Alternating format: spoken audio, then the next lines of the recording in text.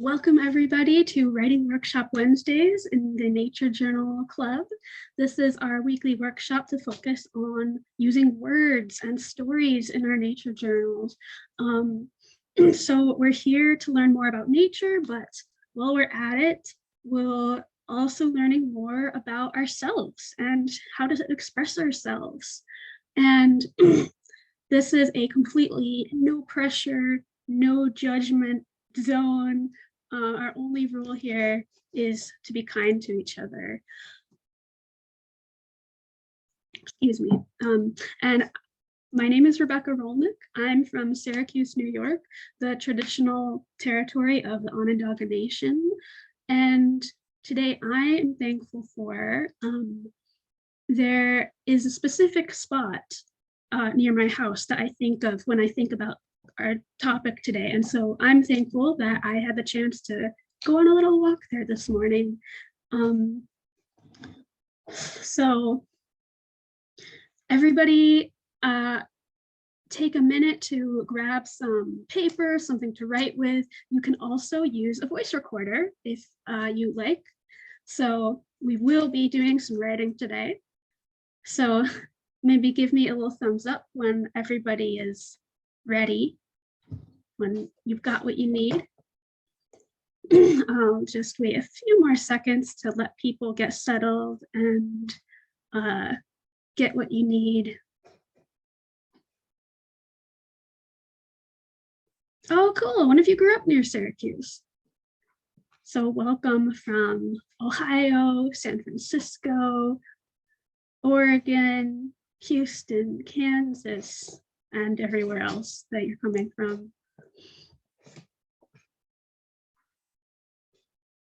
So I don't know about all of you guys, but I stayed up way too late last night watching the Olympics. I'm going to talk about that for a minute, but I promise it connects, it relates back.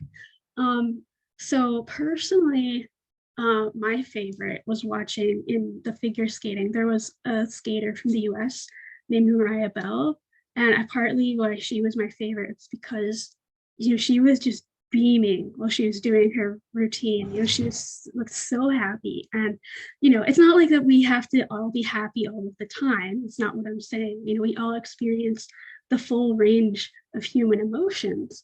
But I think just, you know, to be so in that moment and having, you know, an incredible experience and finding the joy in that. I just think that's really inspiring. So I've been thinking about that a lot this morning.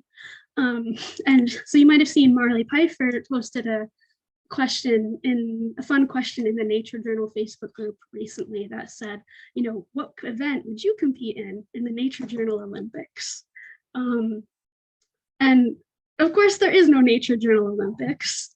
You know, we're not competing, we're not getting judged, nobody's giving us a score or a rank. You know, the only thing that we have to do is to be experiencing these moments that are going on in the world around us, you know, just to be there and to be who we are.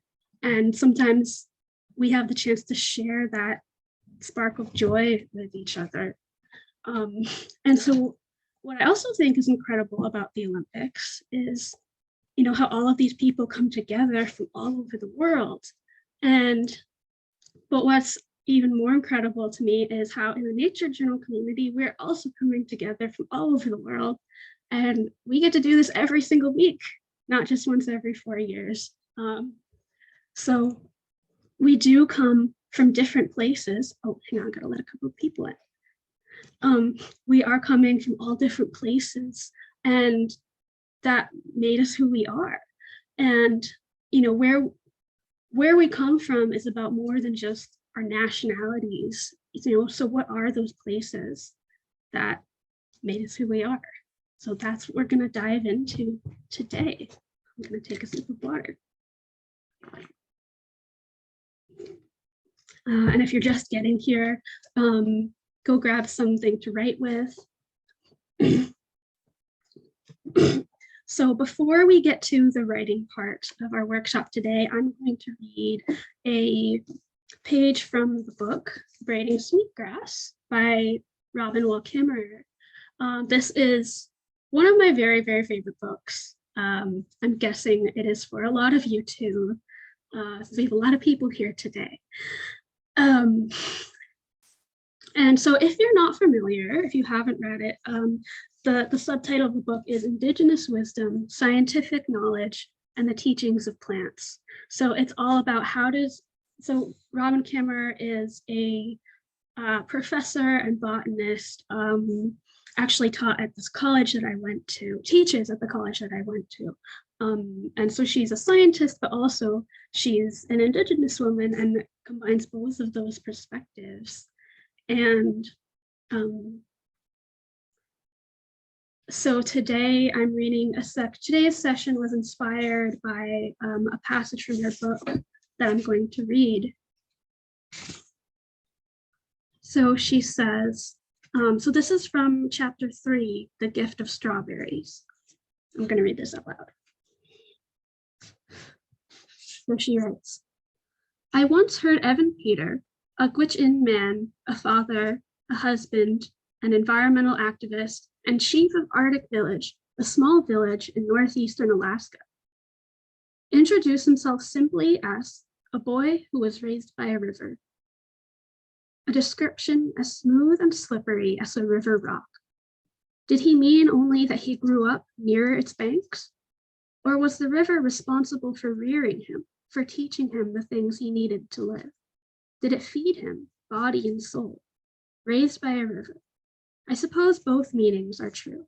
You can hardly have one without the other. In a way, I was raised by strawberries, fields of them. Not to exclude the maples, hemlocks, white pines, goldenrod, asters, violets, and mosses of upstate New York. But it was the wild strawberries, beneath dewy leaves on an almost summer morning, who gave me my sense of the world, my place in it.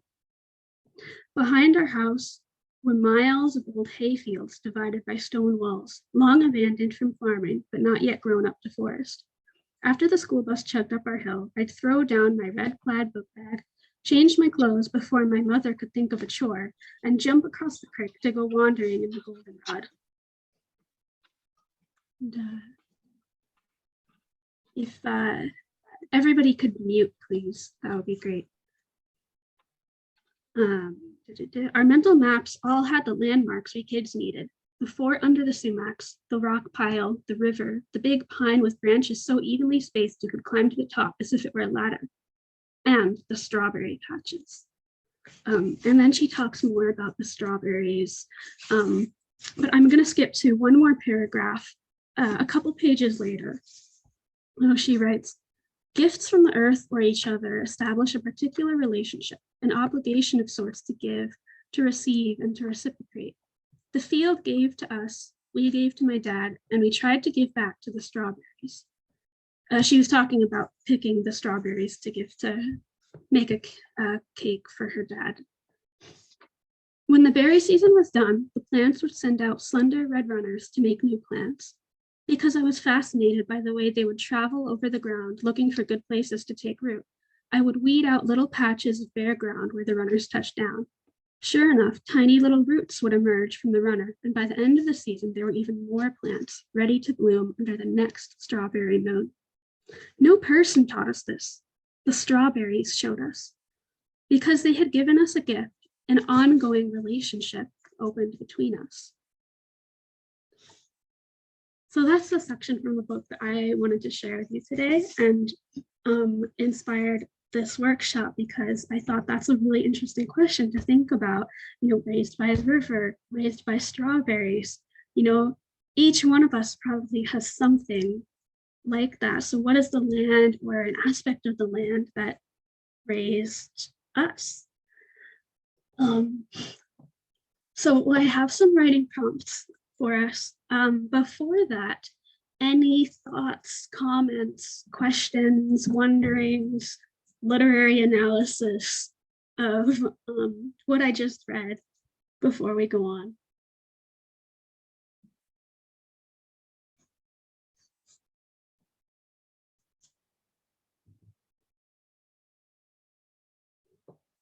Right. Well, I don't see anybody, but if you do, I invite you to put, oh, Marilyn.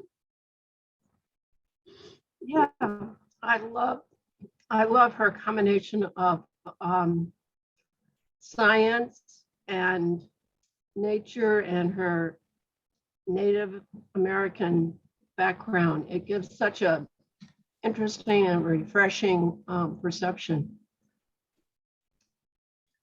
Yeah, I think so too. Thanks, Marilyn. Anybody else before we go on?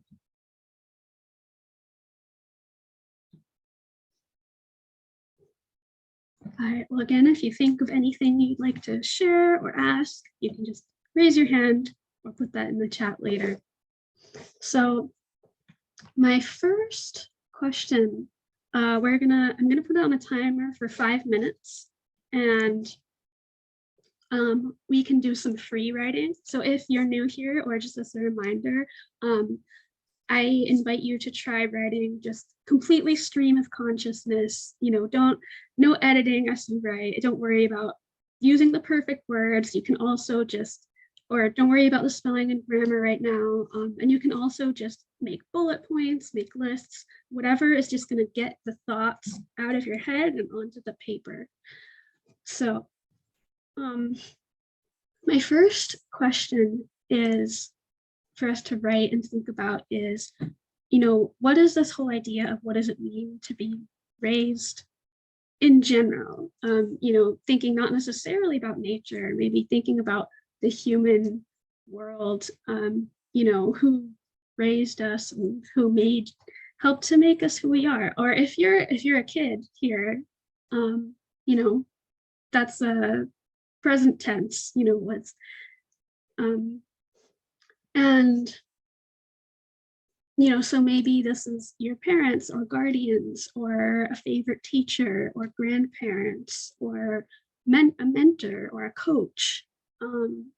Or this is kind of silly, but I've been thinking about this topic for several weeks. And a few weeks ago, my family watched a few episodes of the TV show Arthur on PBS Kids just for fun.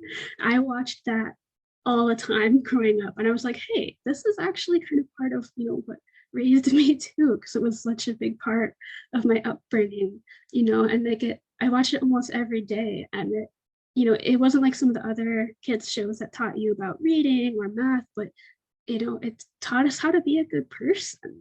And I was like, actually, that show is part of what raised me too.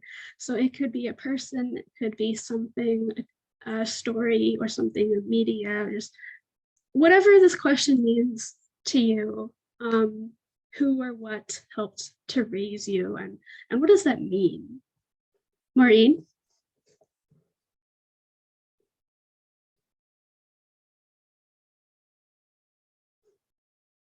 Maureen, do you have a question or a comment?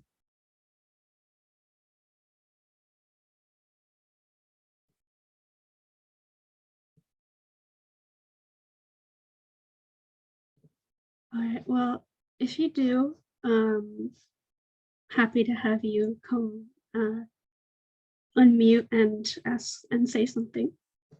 So yeah, that's the question. Does that make sense to everybody? I'm gonna put a timer on for 5 minutes. Let me share my screen and put this on the whiteboard.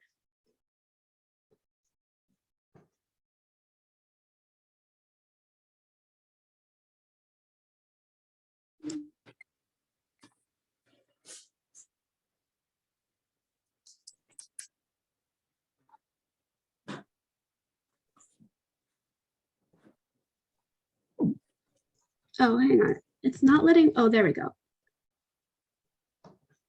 So I'm gonna put on a timer for 5 minutes, which always seems to go by quicker than we expect, but it's just to get us started with our thinking. All right, is everybody ready? Okay. Ready, set. Maureen, do you have Yes. something?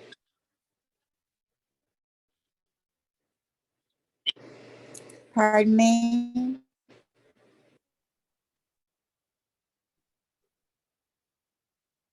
Yes, I have it. Do you have Did you have a question or a comment? You have your hand raised. No, I'm okay. I'm sorry. That's all good. Okay, so 5 minutes is gonna start right now.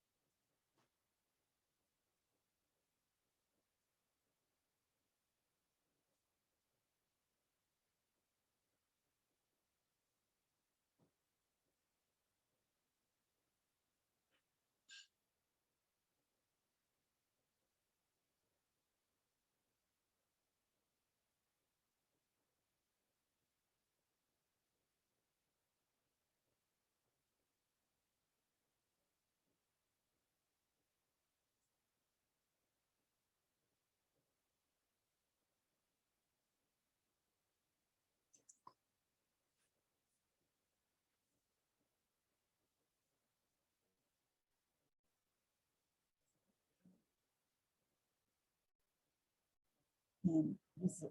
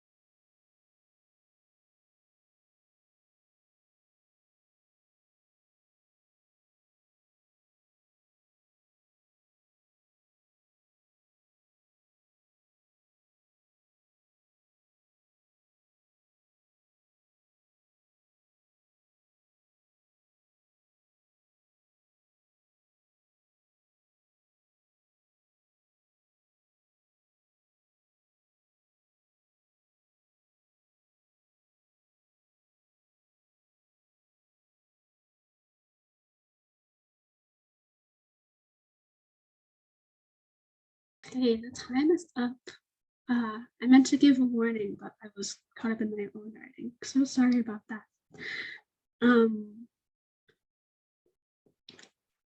So how did that go for everybody? Any comments before the next question?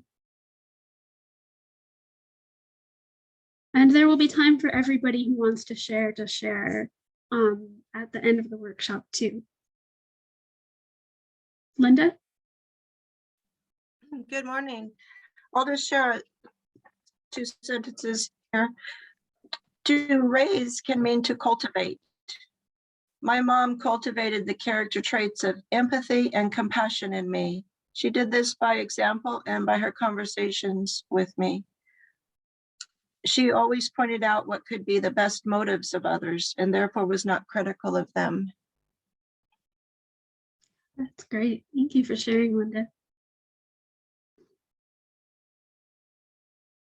Any other thoughts, questions, short sharings before we go on to the next writing question? Okay. Oh, somebody wrote something in the chat. Had not thought about the important role of my grandparents helping us have fun when my parents were not available. Yeah, none of us got to be where we are alone, I think is the main thing I'm thinking about. Bonnie? Yeah, just, whoops, can you hear me? Mm-hmm. Okay. Just one excerpt from what I wrote was that the lack of need for material things, which we had very little of, finding play and toys and games everywhere, and the full integration of the urban artifact and the nature snippets in a way that only little kids may be able to do. Maybe being so close to the ground helps. Thank you, Bonnie. Okay, last call before our next writing question.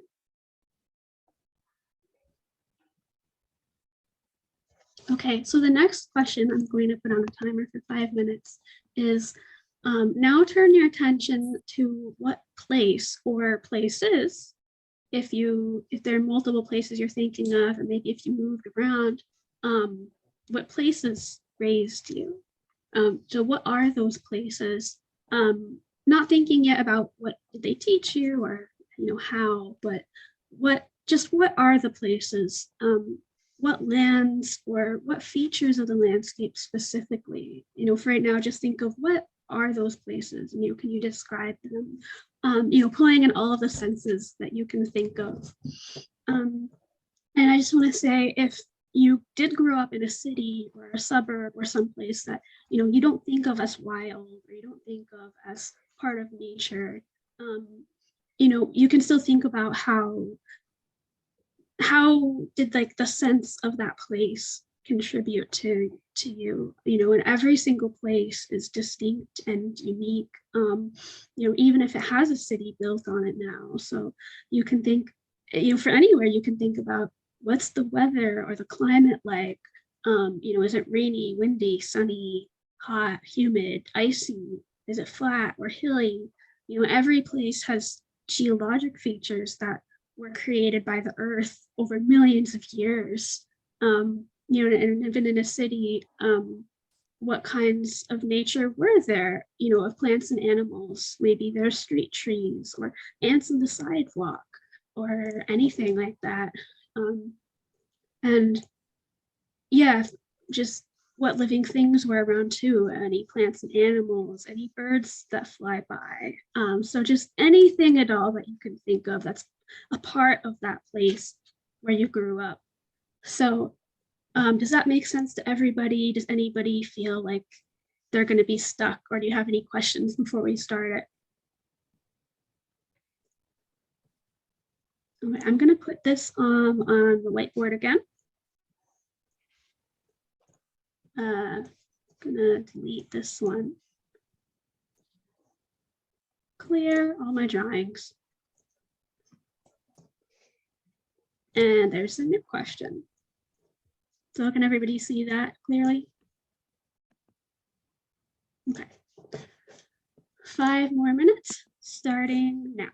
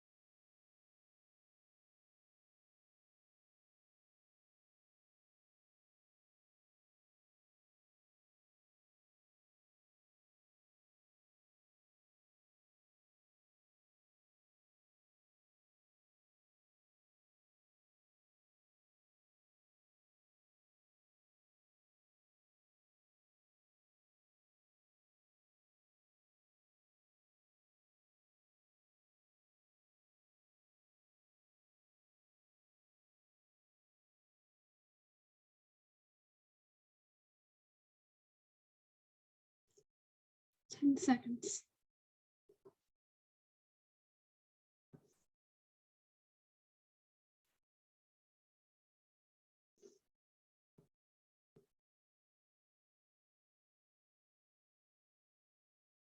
All right, so finish up your whatever thought you're on.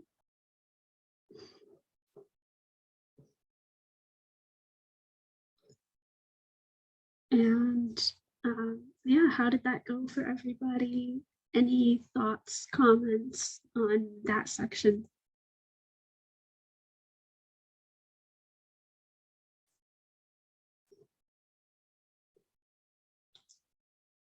So if there's nothing specific, I think we can go right into our last prompt, which is, now that you thought about, oh, are we? Yeah, it brings up a lot of things I hadn't thought about in a while. I think it's really what's going on. When you talk about places, there was a small patch of forest near our mountain cottage that when you look at it as an adult is, half a dozen trees and a shrub or two. But for me, that was an entire world because there were violets down there.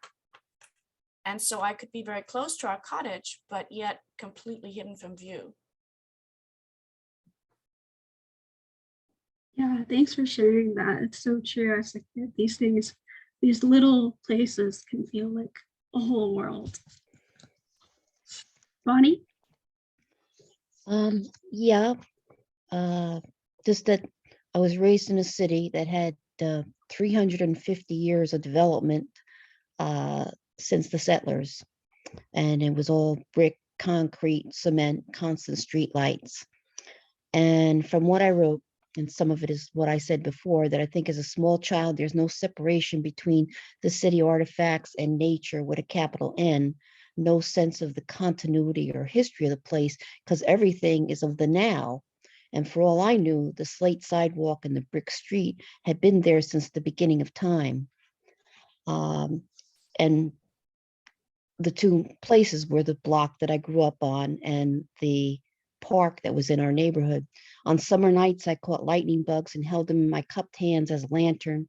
I watched the activity at new anthills that sprung up in the sidewalk cracks and tried to discover what obstacles they were facing in their journey. Trod through the vacant lot of weeds and litter to find dandelion seed heads to blow on and grasshoppers jumping high above the weeds to startle me.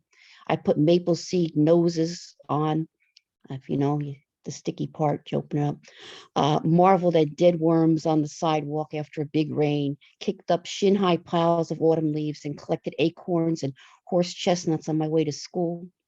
My dad took us to the city park, which was built in the 19th century, where we skipped stones on the lake, lay on the grass looking up at the clouds, crossed tiny rills by jumping rocks, built tiny forts out of twigs, and built mud dams at the lake's edge to see what it takes to withstand the wakes of a patrol boat. And that was all part of a very rich life from about age 3 to 7 in just this place, that street and that park that my father would walk us to. And things kind of got different after that. We moved and life wasn't so sweet.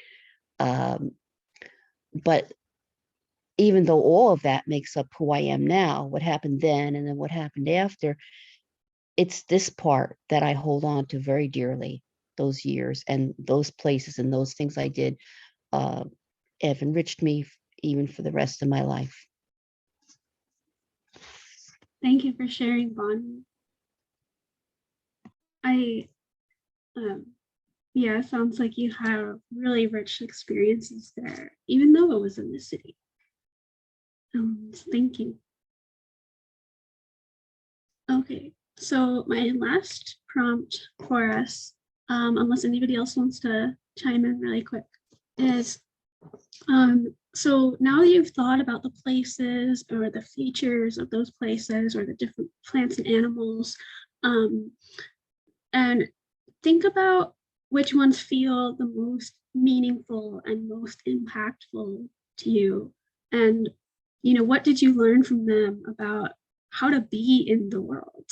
even if maybe you weren't conscious of that lesson at the time, or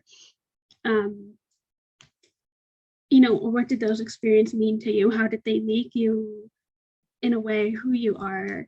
And maybe you started going into this question, the last one I asked you to just think of what are those places, kind of list them, describe them. I know for myself, I did start going into this next question already. So if that's the case, just use this time as a continuation of your thoughts. So again, I'm going to put this onto a whiteboard, share the screen.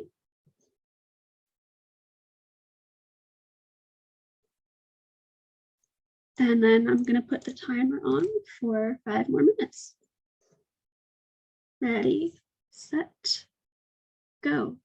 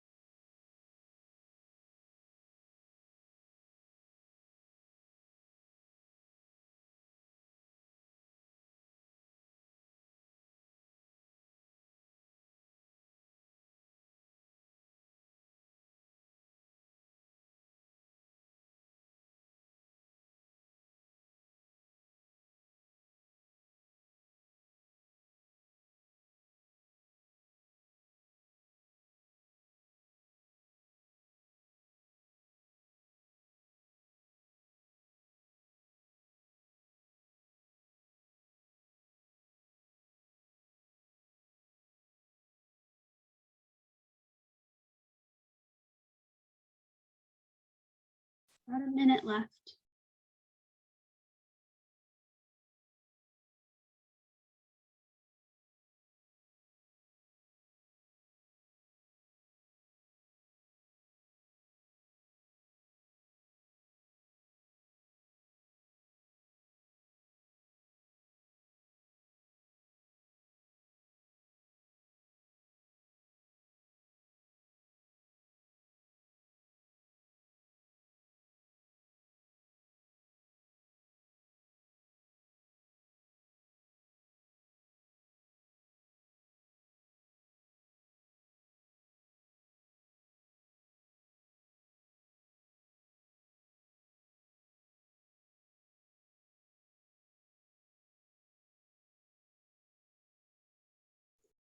Five more seconds.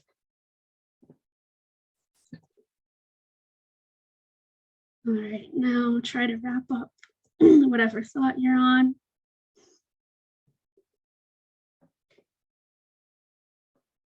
So those are all of the prompts that I have for us today. You're welcome to continue writing on these things later on. We're going to have some time now where we can share how that process went for us. What did we come up with? What did we think about? But before that, really quick, I just have an announcement. So I'm going to be teaching a new cohort of my class, Nature Journaling for Ecological Restoration. So this is also inspired by a quote from Braiding Sweetgrass about how, it's not just that the land that's broken, but our relationship to the land, and it can't be healed until we learn to hear its stories. But before that comes up, I'm putting together a free training that's called A World Full of Stories, Forge a Deeper Connection to Nature wherever you are. And so that I was hoping to get it out by this Friday, but I'm not exactly sure when it will be, but it will be coming soon. So if that sounds interesting to you, I'm going to put a link into the chat where you can sign up to receive those videos, and that's completely for free. And also, if you know anybody who might be interested in that, maybe share it with that specific person. I'm really excited about this. I think it's going to be great. And so that's my only announcement for today. And now I'd like to open this up. If anybody would like to share what you wrote about today. I'll also be on after 1 o'clock when the class officially ends, if anybody wants to share but not be on the recording. Or for anybody who just wants to stay, or if you have to go before 1 o'clock and you want to share but you don't want to be recording, just let me know. I can pause the recording. So would anybody like to share? Kathy? Well, the last two prompts kind of came together. The first one, I thought about an impromptu walk the kids in my neighborhood as preschoolers took, and we went far beyond where we were allowed to go and explored all these front yards. And I just remember it as being amazing to be out in the world. 15 years later, maybe, no, 10 years later as a teenager, a friend and I we used to ride all over Southern California, miles and miles on bicycles. And we decided to take a ride. And for some reason, some kind of romantic thing, we decided to stop and get French bread and cheese, because we'd heard that's what you eat, French bread and cheese. We had no idea what we were doing. So we come to a cove and we're like, oh, let's stop there. It's shady. It's very hot in Southern California. Let's stop there. It's shady and let's eat our bread and cheese. I didn't even like cheese, but it was the thing to do. So we're sitting there and all of a sudden someone's yelling at us, and being kids, we were sure we were in trouble. But way, way, way up at the top of the cliff near where we were sitting was a person. We couldn't tell if it was a man or a woman. And they were asking if we wanted oranges to go with our lunch. So they start tossing oranges down to us.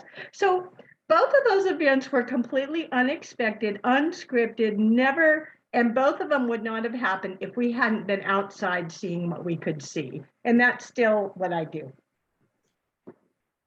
That's an amazing story. Thank you for sharing that. I know I'm just wondering, the oranges didn't get smushed when they fell all that way? I don't know. Well, we were teenagers, so we were, agile. We caught some of them. They sent more than we could eat.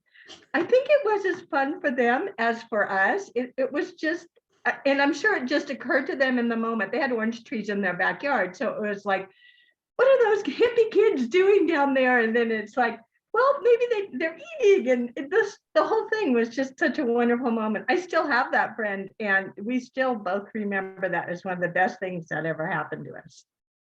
That is such an awesome random act of kindness. And I think it's so true. That's how I think of it too. It's like, you never know what's going to happen when you go outside in nature. You just got to be there, and then things will happen. And thank you, Kathy. Would anybody else like to share? Bonnie? Too much, me again. Because I'd already written about, the impact in this last one, I was thinking that, I said it was up to age 7, but from there to like age 40, nature pretty much disappeared, and I was more connected with the urban life because I grew taller, I don't know. But this is something just that I wrote, that fast forwarding to age 40, when we moved to a rural property. My first night alone out here, I looked all over for the source of light low in the foliage. I was stunned to find out that it was moonlight on our hillside. You can't see moonlight where there are many streetlights. Subsequently, I was further stunned to find that Moon Shadow isn't just a nonsense song title. As I stood on the deck, half in moonlight and half in moon shadow, looking down at the perfect shape of our house cast onto the driveway. Then I saw that the sun rose in a different place in the sky as the months moved by. I never knew the sun rose in different places. I had never seen the sun actually rise. It just got lighter out. And then I found out that the moon rose in different places throughout the month and the year. We discovered does and fawns bedding down overnight not far from our house, then foraging their way around. By 20 years later, my connection to the nature on this land developed a spiritual quality, and it enriched my life with endless awe. It deepened over the next 10 years and became part of me, and I became part of it. But now, with severe storm damage to the property, my husband's inability to upkeep any of it, and my difficulty walking with arthritis has limited my contact beyond what I can observe from our second-story deck. But still, this land is part of me, and I still learn new things every year. Thank you, Bonnie. I really like how you're talking about it's not just when you were a very little kid, but it's continuation and even discovering new things as an adult. How are we still being part of nature and still learning new things? But for me, there was a real absence of nature for decades. And this was like being reborn into nature. I turned 40, moved here, and it's like, wow, these are things that people, the rest of you who might have been raised in a more, rural area in the first place, might have known about. But I didn't. I mean, moon shadow, a song, Yeah, it wasn't even a continuity. It was like a wham. Suddenly I was reborn at 40 into nature and discovering things like a child. Yeah, sorry, I didn't mean to say it like that. So you did have that really long gap, but then that you were able to discover it again is really wonderful.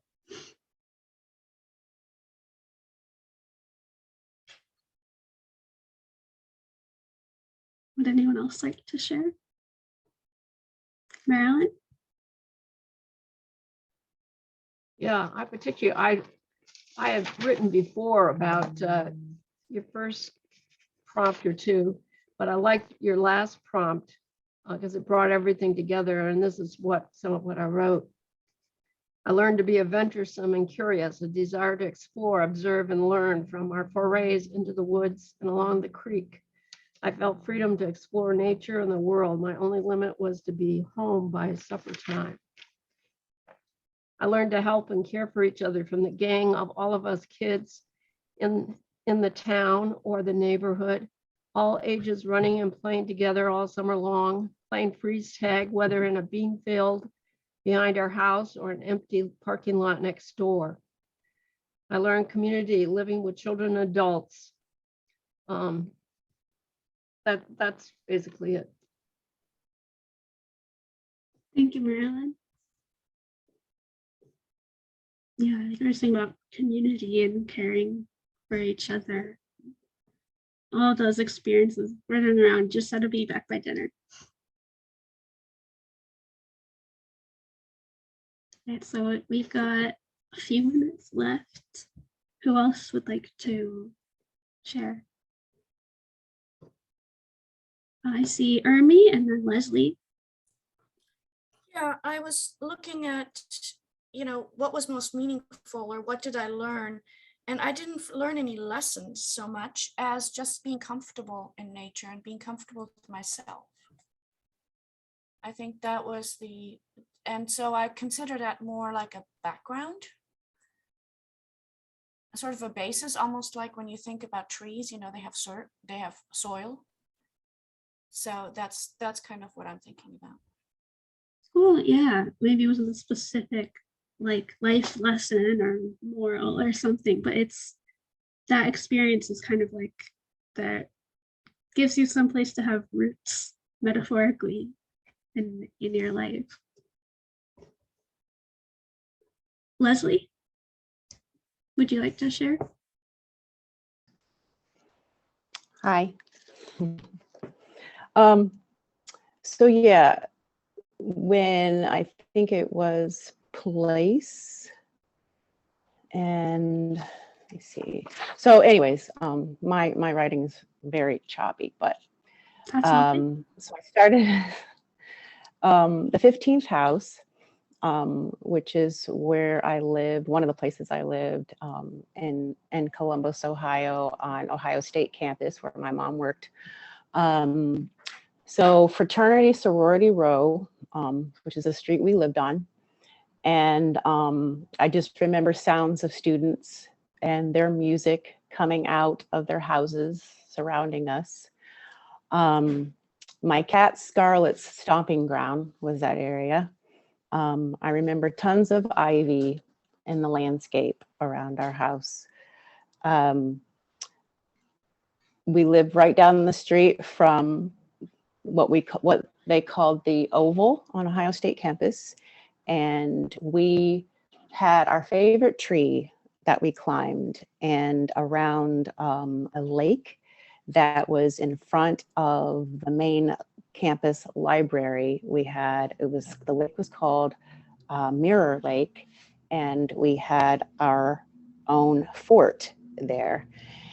And this was a place, I think, it taught me, maybe I learned how to be an explorer no matter where I was, no matter where we were. At that time, I just loved being outdoors. I didn't really have, it wasn't just to intentionally be for nature specifically, but there were, like I said, trees and forts that we took possession of as our own place at that age that we were at that time, as our own possession, just as our own place. Even it was on a campus, a college campus, but we still had these nature features that we really loved and enjoyed. Thank you so much for sharing that, Leslie. I see Thank you. Anne raised your hand. If you've got to go soon, you can jump on quick, but before everybody's got to leave, I want to ask last question. I like to wrap up and I'll be able to stay for anybody who wants to chat more or share more, but I just want to ask and invite you to write into the chat. What is your biggest takeaway from our time together today? How will you apply this to your nature journaling practice?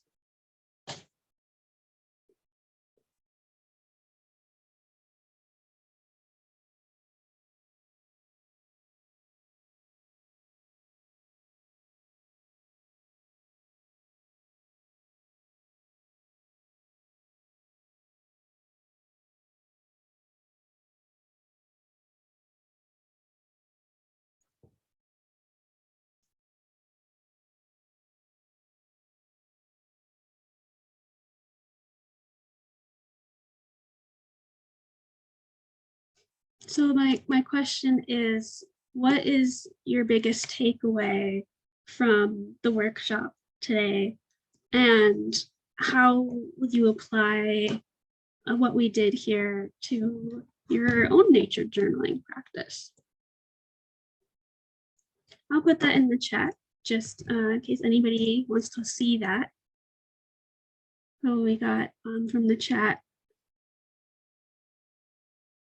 tying the childhood to now. The idea that places inform stories. Yeah, so the stories we tell are going to depend on the places that we're in. Other people's experience helped jog memories I'd forgotten, and also to think about writing with just a bit more complexity. A new way to look at how I was raised and grew up, not just by my parents and other adults, but also by my environment and other children. Being more aware of the influence of place. The environment can be a metaphor. Yeah, that is interesting too. And I'd be curious of, are there any specific metaphors that you're thinking of? It seems the most memorable times I've had in nature were unscripted, unexpected, and happened because I was there without a goal. I still love going out and about at the refuge at my local park, the only goal to see what I can see. I think that's beautiful. Sometimes if we're trying too hard to achieve a certain thing, we might miss out on certain experiences that were not planned.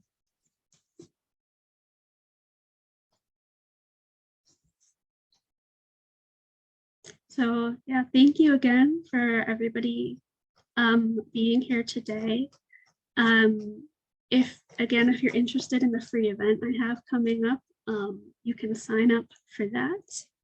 And anybody who wants to stay and share more or discuss this, I'll stay on a little bit longer.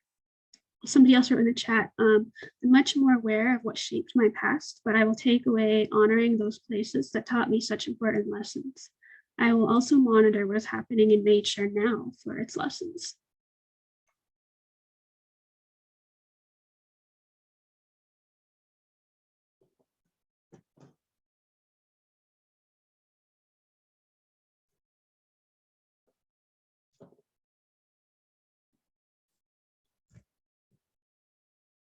So yeah, I'll stop the recording now. Yeah, thank you everybody for coming today, and I'll see you next time.